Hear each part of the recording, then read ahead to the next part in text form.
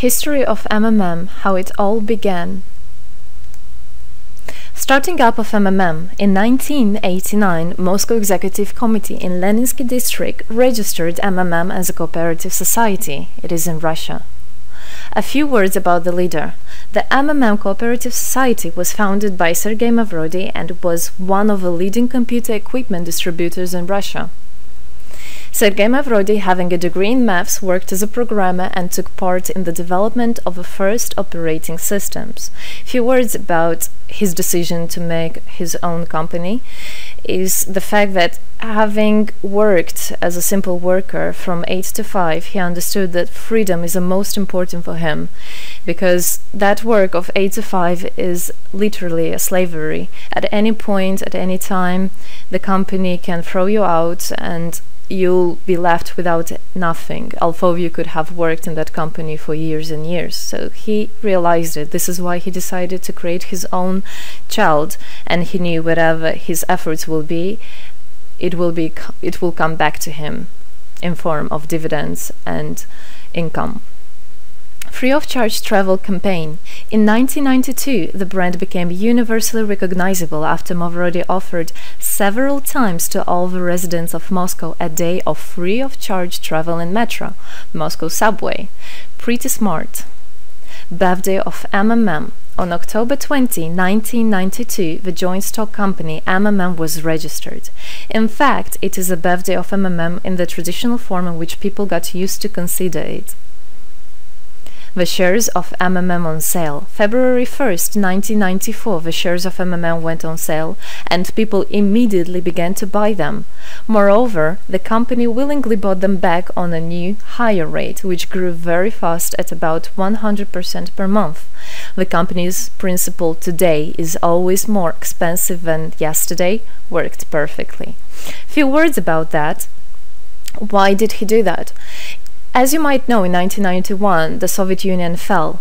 So if until at the time of the Soviet Union, everything that there was in the country, like properties, different companies, or whatever that was bringing some goods, was national.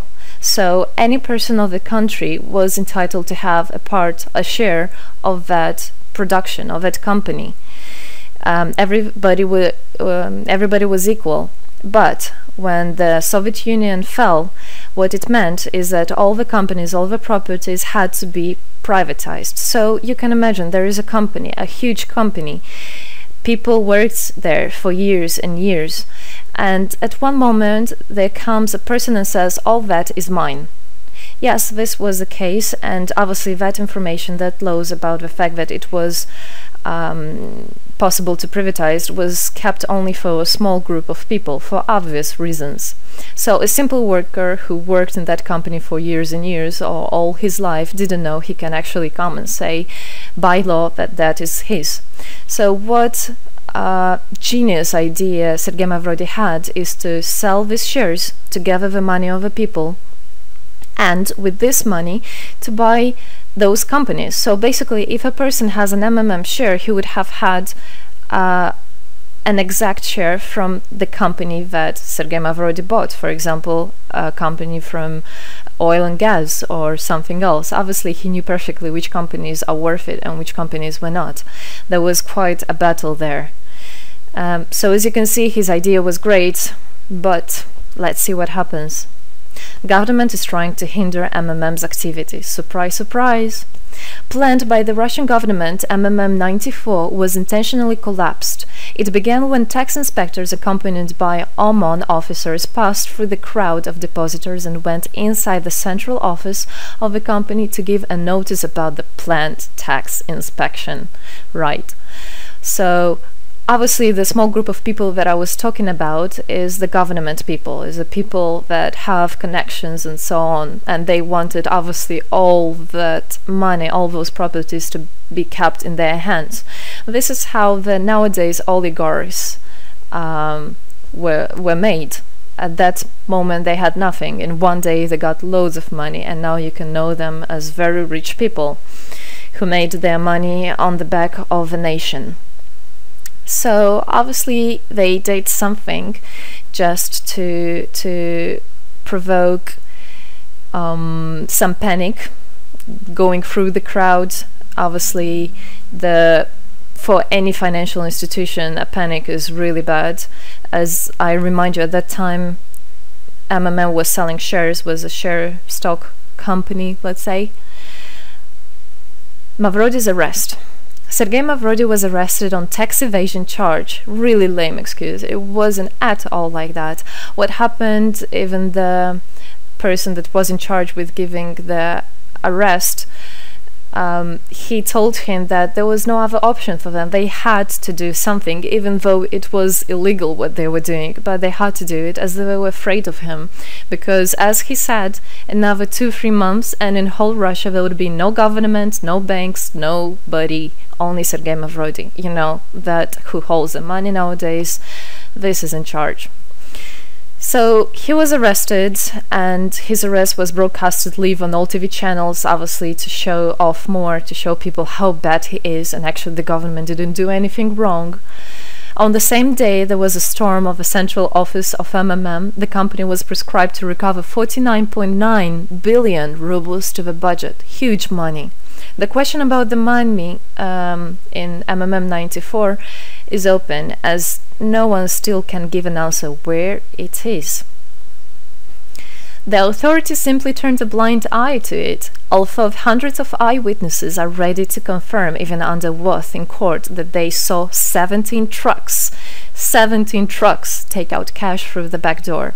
So unfortunately, at that time, there was no internet, no bitcoins, no other internet wallets, and all the money were obviously kept in cash in the MMM offices. And the government took advantage of it. They just came, took it out, and then they said nothing. They just, moreover, they didn't say where the money went. They even made the way to make people believe that Sergei Mavrody was the one who took all those 17 trucks of money and disappeared. But obviously it wasn't the case. It was a simply lame excuse. Demonstrations against state authorities. August 1994. Thousands of MMM depositors affected by the artificial collapse of the pyramid protested and demanded to set Mavrody free. Actually, Mavrody could have used his powers and do huge, bigger protests, but he decided not to do that, as that would made as obvious a different protests of this type. Could be people injured or even killed, so he decided not to use people in this purpose. It was very noble from him to do that. MMM leader became a deputy. However, he found a way to get out of the prison. Being imprisoned, Sergei Mavrody had managed to register as a candidate for a deputy of the State Duma and was released from prison. He won the elections by a landslide and became the deputy of the State Duma of the first convocation. So, as a deputy in Russia, they have privileges. This is why, becoming a deputy, he was set free. The State Duma is against Mavrody. Surprise, surprise! The State Duma deputies deprived Sergei Mavrody of his deputy plenary powers due to his permanent absence at the Duma's meetings. That incident was the only one in New Russia's history. Sergei Mavrody wasn't interested at all in politics. It's not, he hates politics, as he said it many times. So he became a deputy only for the reason to get out of a prison. That's it. He wasn't interested to go to their meetings, as he himself considered as well the people there as being quite silly and not worthy to spend time with. But this was another lame excuse for them to deprive him by saying that he is absent. A candidate for presidency. The Central Election Commission registered the authorized representatives of the initiative group that had nominated Mavrody as a candidate for the president of Russia, but subsequently rejected a significant part of the signatures in the support of a candidate, and his registration was renounced. So, for obvious reasons, they did that again. They weren't interested into having a fair president, a fair leader on top of their head. Revival of MMM, January 2011. Sergei Mavrody renounced launching a new launching a new project of MMM 2011, Together We Change the World. Previously, there were simply no analogues of similar systems in the world. The film about MMM, the launch of the project fell in the same time interval with the release of Russian film about MMM Pyramid, the plot of which is based on the eponymous book in which the history of MMM is disclosed by Sergei Mavrodi. So he wrote a book, and there is a movie which I highly recommend you to watch. You can find it online on YouTube. MMM is building a new, fair financial order. June 2012, the activity of MMM made a lot of banks collapse and a huge outflow of funds from deposit accounts happened. The system numbered more than 35 million members at the time. For obvious reasons, the fight against the system started. It suffered the same fate as MMM 94, eventually collapsed. So what happened? A lot of banks, as I already said, had a huge outflow, and another minus of the system of that time was that it wasn't really quite a community, because the money was still kept by the managers in MMM. So it wasn't the same idea as it is now, comparing it now, where people exchange money between themselves. You don't need to put it in a central account. At that time there were central accounts, and it was again used by the banks. They simply blocked those accounts that they identified as being of MMM and took all the money away, and that's it. There were no other discussion about that. Again, huge loss of money. People lost a lot of money. Sergei Mavrodi didn't get all of them. It was again the banks that took the advantage of it. MMM 2012 is just the beginning. I'll be back. Sergei Mavrodi announced the launch of a completely new MMM, World Mutual Aid Fund, MMM community. It speeded up since the first day, showing crazy dynamics on new members' registration. It has been decided to send 10% of the whole turnover on payments to the affected members of MMM 2011. So again, another genius idea. In order not to make central accounts, in order not to gather the money somewhere, now the money are spread directly between participant itself. You can just check in your account online whom you should transfer the money to. So MMM now is connecting all the people between themselves and exchange, so that they can exchange the money and get benefits of it. It's amazing and it's crazy, but it is true. MMM is growing. Some short facts: 2012, MMM started its development in India. It had great, huge developments. 2012-2013, following India, MMM Bangladesh was launched as well. 2013, MMM Indonesia was launched. 2014, MMM Hong Kong. And it's not the end. MMM Global, 2014. MMM Global started up in the spring 2014.